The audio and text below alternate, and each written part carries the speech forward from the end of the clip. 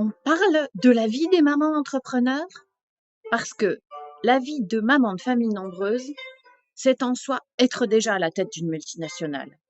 Gérer les agendas des uns et des autres, les repas de toute la troupe, la rotation des corvées. Maman, pourquoi c'est toujours moi le ramasseur de crottes? Les devoirs à rendre et les contrôles à préparer. Ce n'est pas forcément une promenade de santé, mes amis. Et à côté, il y a un peu une maison à faire tourner, à tenir propre, des courses à planifier, une oreille à garder disponible pour les amis de passage, pour Monsieur Marie qui rentre, lui, du travail. Parce que c'est vrai, nous, les mamans, on fait jamais rien. Et puis, comme toutes ces bagatelles ne sont que broutilles dans une journée, la maman de famille nombreuse est parfois, enfin souvent, entrepreneur à ses heures perdues. Entrepreneur dans plein de domaines finalement, à son compte, très souvent, parce qu'il faut jongler avec justement l'emploi du temps de maman de famille nombreuse. Franchement, sinon, on s'ennuierait, non? D'ailleurs, j'y pense.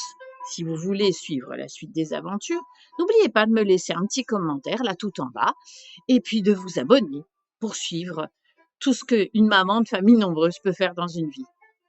Alors le commun des mortels vous dit: «Oh là là, mais quel courage!»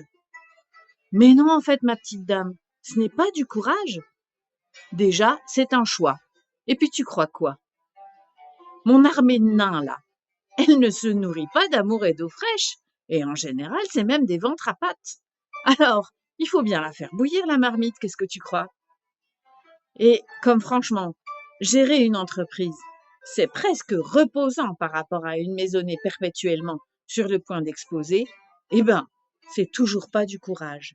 Alors, on jongle entre un, 2, 3, 4, parfois 5 agendas, et on arrive à suivre.